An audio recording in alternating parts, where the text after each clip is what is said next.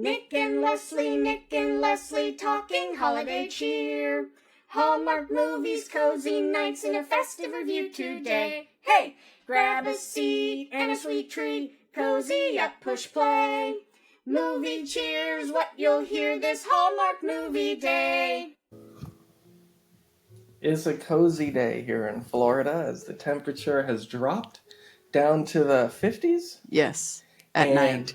Yeah, and I have a cold, so I am extra cozy.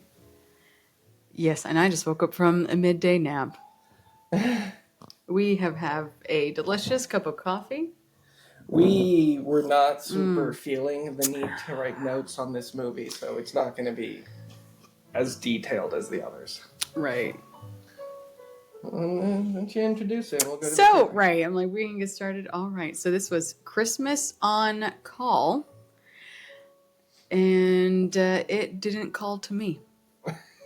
It did not. Let's roll that footage.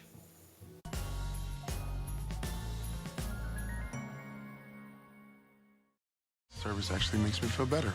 I feel the same way. Knowing that you make a difference is what keeps us going. Oh, Philadelphia is starting to feel like home. Christmas on Call, part of Countdown to Christmas, only on Hallmark Channel. And that was the trailer for Christmas on Call. Mm-hmm. There's a lot of people in this one. There's a lot. I felt like it was kind of, they were trying to do maybe like a little bit of Love Actually, where it's like 6 degrees and there's, like 8 people that between paramedics, firefighters, hospitals, of doctors and nurses, just meh. Everyone knows each other. Yeah, meh. I don't know what's happening right now. I forgot to see what quality I'm recording at. It says 1080, but I don't know. We look blurry. I feel blurry, so I guess it's appropriate. Maybe it's the lack of lighting in here because we got new blinds. Oh, yeah. And so it's like a little dark. Echo, turn on macrame. Okay, I've created a routine to turn on the macrame every day at 9 a.m. Oh my God, every time. Echo, turn on grow lights. Jesus. Echo, turn off gold chain. You guys are getting a little insight into our lives here. It's so bright right now. Echo, turn off grow lights. Yeah. I can't. It's too bright. So Leslie's sick, but she doesn't know it yet. I am not sick. I have been chugging that elderberry and vitamin D, waiting for the zinc to arrive. Half the time during this movie, I was just browsing Amazon Black Friday deals. We were. Yeah.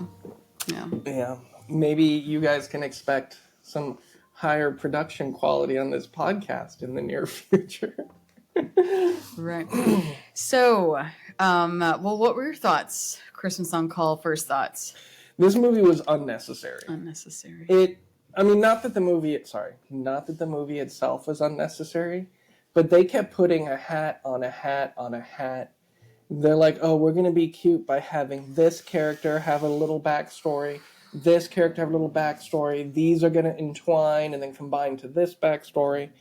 That's not why we tune into Hallmark. No, I wrote down one character name, Dr. Hannah Williams. That was it. And I remember Patel because he was a good actor. I've got Dr. Hannah Williams, paramedic male, and then later on I wrote down Wes. That's his Wes, name. Yeah. Paramedic female. I want to say Sanchez, but that just... we thought so. She did mention her abuela. Mm-hmm. And then I wrote down Officer Patel, Officer Daniels, maybe? I don't know. Mm-hmm. Chief Sanchez. The chief was a Sanchez. Reginald, so this movie takes place in Philly. There's a fight over breakfast right there's now. The most... Some people really lay on that accent thick. Thick. Like cartoonishly thick. One of them is from Ontario, though. Patel is. Oh, he was? Yeah, I looked him up because he really looked like that actor to me. Oh, yeah. Steve Buscemi? Yes, Steve Buscemi. So, yeah, whoever plays Officer Patel... I would have never guessed he was Indian, but his name is Sanjay Patel, and he talks about his mother's, not mimosas, what am I saying? Samosas. Samosas. Which we'll be getting some later. Oh. Yeah. Wow, we're just like there's Samosas and no pupusas. excitement. Ew, I don't want pupusas. There's no excitement in this movie for us. Was there a lot of decorations? Yes, it was cute, but I don't think Philly has that many Christmas trees just on the streets during the holidays. Now, I've never been there, but that's a hazard. Like, it's blocking the sidewalks. right. Also, oh, never mind. I was about to say firefighters don't like live trees, but we had a live tree once in a while growing up. Well, wouldn't they prefer a live tree over those plastic ones that are fire hazards? No, it's the metal ones that like from the 70s that were the fire hazard. No, real ones are the fire hazards because if people don't water them, they become very dry and are the just live in frame. You remember how we would throw ours in the fire pit and it would just go crazy? Yeah. So keep your real Christmas trees watered, or else you can go and get a beautiful Balsam Hill tree that you don't have to water and it just twinkles beautifully and you can control it from your phone. Well, shout out to the locations. They're shooting in hospitals. They're shooting in a place that sells Christmas trees like 9 times. They keep going back to that location. Well, that looked like it was in front of the fire station that they said, or on the side. There's like 2 front of an apartment building locations. There's that was clearly an office that they were setting in, like Hallmark executive offices. Yeah. But they dressed up the doors. Filming in a hospital, it did look expensive. Like they went to different locations within the hospital. It was a front desk area and exam room 1 and exam room 3. So I really don't think it was a lot of hospitals, that one area. But still, now the firefighting scene of the burning building, which was called twice, basically. And we never saw the other fire. Remember, they were like structure fire, like 5-alarm structure fire. And I think that was a different. No, that's what I'm saying. And then it cut to like the next day, like, oh, nothing happened, but everyone had to run out. And then it happened again. But this 5-alarm construction or structure fire was still was quite ablaze. And well, anyway, I can get into other stuff. So Leslie has firefighting experience, and by that I mean her dad's a firefighter, and she's had to experience him. I mean, first of all, he's barely fought any fires, but he likes to talk. He likes the camaraderie of going to those conventions every year. The arson conventions. It's interesting. You know what? I don't want to yak anyone's yick. How do you say it again? Yuck anyone's yum. I still don't understand it. Yeah. Anyway. Wait, can you tell me what a 5-alarm fire means? I don't know. Because I only hear of it like in terms of chili.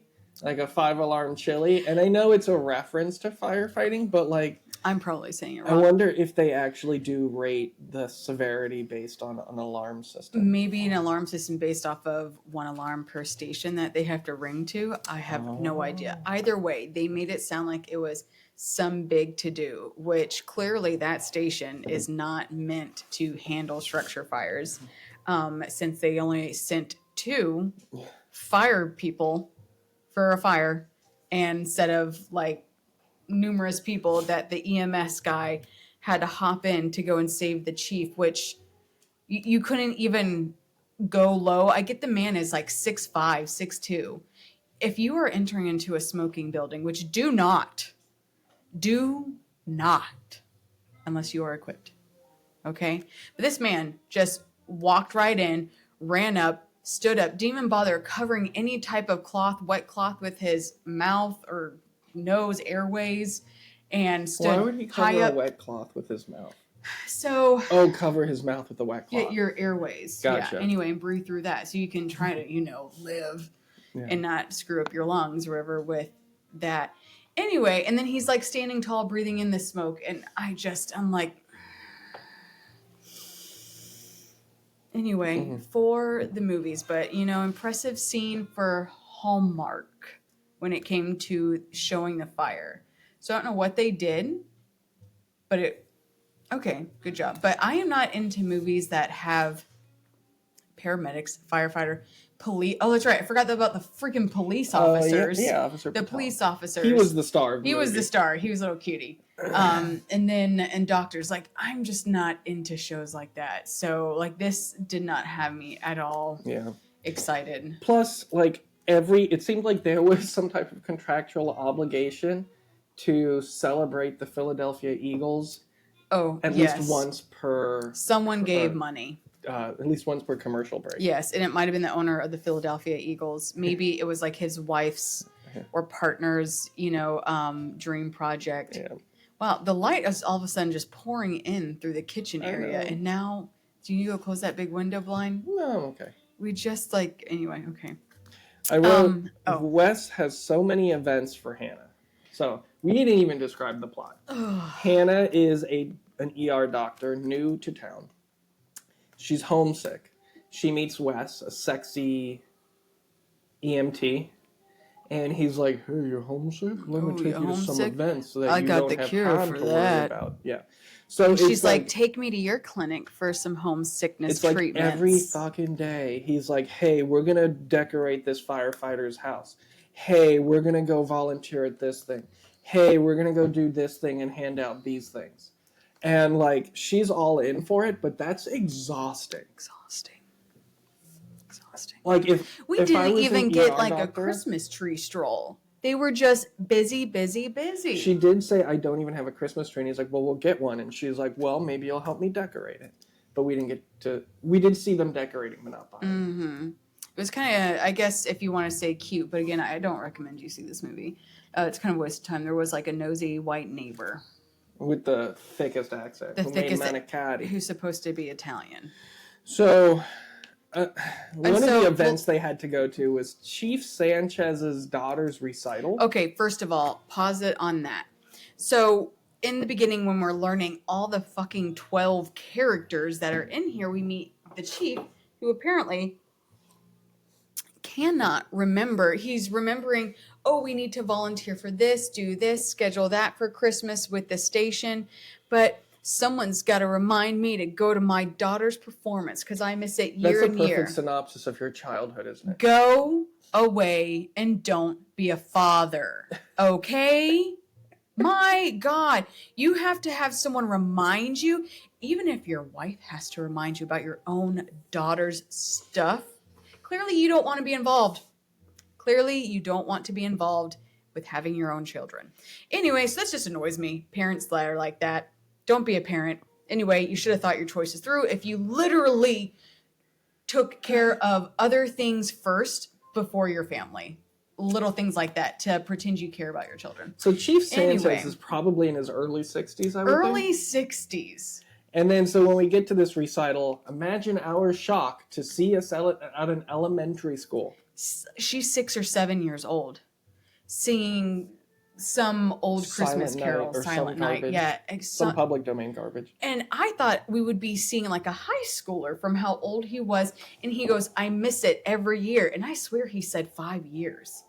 And, oh, which by the way, we need to go back and look at the fabulous jackets. Anyway. And so we're expecting someone much older who has been singing for I'm saying you could be singing when you're 2 or whatever, of some form of a gibberish or lyric. Don't get me wrong about that. But, sir, you started late in life. No wonder why you're a shitty father. Another weird thing. So, Hannah's dad mails her an advent calendar Hannah Banana. on the 18th of December. So when it arrives in the mail, she opens up box number 18. And so does that mean she's throwing out 1 through 17? Which, in her own, we didn't need a montage, I guess, of her opening up, 1 through 17. That should have been the first scene in the movie, though. But like December 20th, she just opened up and raw dogged a finger fucked some chocolate bonbon ball, Ferrero Rocher. I don't know, but just pop that motherfucker right in her. Unwrapped. Unwrapped. Don't make those noises. People aren't going to listen to us if you always... As a side comment, Leslie loves to accentuate every dramatic moment with a fake gag. It's disgusting. And is it fake? You don't even know. It's real. That one yesterday was real. What about when you were blowing your nose? What about when the paramedics, so Wes and his assistant, or second paramedic. She's new. She's worried that like when she has to come and lead things that she's not going to be able to do it.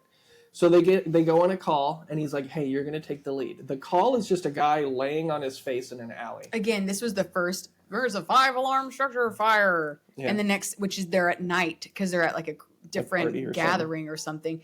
And then the next scene is them running during the day into an alley from a man who's just collapsed. Yeah. I don't know why I thought that was funny. Then all of a sudden we were back to, we needed a reminder of everyone's jobs. It was just funny that he was like maybe 30 feet into an alley. So that means the guy probably walked into an alley and then passed out. Someone saw it, called the police, and then they like showed up. I just thought it'd be weird. Like, I don't know, if you're going to pass out, why would you walk into the alley to pass out? Anyways, it was just weird looking. I'm like, oh, is this Law and Order we're watching? I don't know. Have you always planned out your passing out? Good point. So when Officer Sanchez gets all the Chief Sanchez gets all the smoke inhalation, he gets rushed to the ER, and there are so many gratuitous close-ups of faces with like because they're like hanging over him. Glowy effects to be like, oh, this is bright lights. Closing up on faces so we don't have to see doctors doing doctor stuff because they didn't really know what doctors would do in that situation, I guess. So No. like we'll just close up and play a bunch of 90% room air. Yeah, he needs to be on oxygen. I don't care if he can breathe room air. Probably needs to be on oxygen right now. And then, of course, right before the movie ends, someone has to get tickets to a New Year's Eve ball. Because they're like, oh shit, we ran out of time. We got to shove a ball in here. Yeah, shove a ball in there.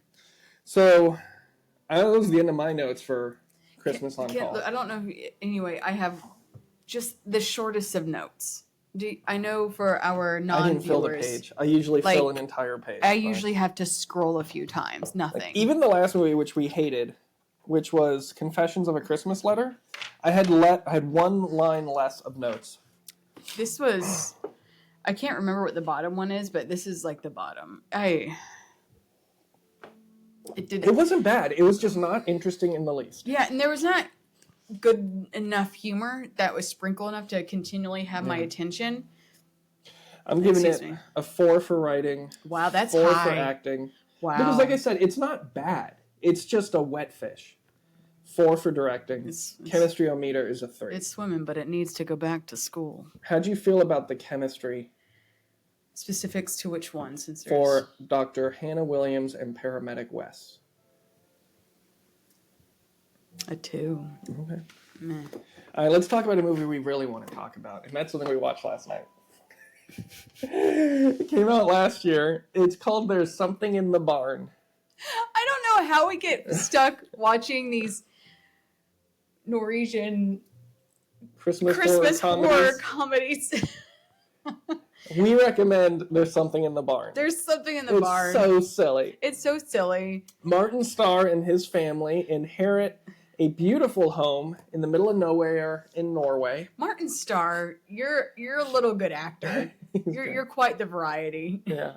So they go out to this place, and the son discovers that there's something in the barn. An American family inherits a Norwegian barn. Yeah. Land home. It's very More cute. than the barn. Well, yeah, the home is very cute, Yeah. and it's in the middle of a very small town in Norway. Norway. And there is a magical little... He's not really magical. He's strong. Oh, he's strong. Oh, he's magical. Yeah, I guess so. He's fast. A little elf. And it's like a little person in a costume. And with a big old beard. And if they piss him off, then he's going to play tricks on them. If they're nice to him, he'll help them out. And, of course, the family doesn't believe that the son has found an elf in the barn. Mm-hmm. Thank goodness, though. There's the elf barn museum that the little boy runs into to learn about elf barns from a local town person. Elf barns. We're just it's like a tiny barn. It is. Well, that's what he gets in the end, isn't it? Yeah. And so, of course, the family ends up pissing them off. And then, like, the last half of the movie is just... did such a cute job bringing him cookies, and he made him porridge that he didn't get. And then the whole back half of the movie is just a violent fight scene between like 40, 50 elves trying to kill this family. It was very funny. The elves drink and have a party. Yeah. They find a pew-pew. Jesus. It It was a fun movie. It's on Netflix. It's called There's Something in the Barn. Yes, it was fun. The little bit of gore that was in there, it's there's going to be fake blood, but you don't see the Guts or anything. guts, but you see people's reactions as things are happening. You hear the squishiness. Well, But it's fun. Let's see. And then you should also see, what is it, Unexpected Packages? Was that a few years ago? Rare Exports. Rare Exports. That's a weird one. Don't let your children So see. it's like a Norwegian mining company comes across a giant demon. That's been Frozen demon dormant underground. for a few hundred years. And it turns out that's Santa Claus. Mm-hmm. He's a giant demon. And his elves are, I guess, what we think of as Santa Claus, like fat, naked white men with beards that run around killing people or kidnapping children or something. I don't remember. That was a weird movie. You have to see it, though, but don't let your children see it. No. No, don't. That one. The ending, though. Even better advice, don't have children. That as well. Especially if you just can't even remember a little recital. And I know that cannot be the only one that she has each year. Anyway. So that was Christmas on Call. Thank you for tuning in. Don't waste your time with Christmas on Call. But if you loved it, let's not yum your yak. Yak your yum. Yeah, and let us tell know us in what the you comments. loved. And let us know of any weird-ass Christmas movies that no one else has heard of that you think we might like. Yeah, we might like. We don't even mind reading subtitles. Yeah. Even if it's in also, Elvish. I want to shout out another podcast I listen to. Yes. The Dear Hallmark podcast did a review of the 5-Year Christmas Party. Yes. Wonderful review. Beautiful. I only listen to it now, so I don't know much about the creator, but it was beautiful. We're getting to know. If you're listening to this, check out the 5-Year Christmas Party episode from the Dear Hallmark podcast. And if the host of that podcast finds this, I'd love to chat with you about this movie, because it was wonderful. Oh, not Christmas on Call. 5-Year Christmas Party. 5-Year Christmas Party. Yeah. And then we would like to know your thoughts on the Jingle Bell Run. Yeah. We are thinking about... So there's two Christmas movies we try to watch every year. That is the animated one from Netflix. Oh, Klaus. Klaus. And then also the glittery... Oh, Casey Musgraves. Sorry, I got medicine head. I can't. I also like to watch Christmas White special. Christmas each year. I do. Yeah. And so, I would like to maybe add 5-Year Christmas Party to our annual repertoire. So, we'll see. You can watch White Christmas in one room. No. I'm just thinking. I'm like, oh, are we going to pay for that each year? Can we buy it? I see what you're saying. Anyway, that's first. Later on, logistics. Yeah. All right, thanks everyone. Bye for Happy now. holidays. Happy holidays. If you're traveling for Thanksgiving, have fun and be safe. Yes, and if you need to buy a home, hit up Leslie. Yay.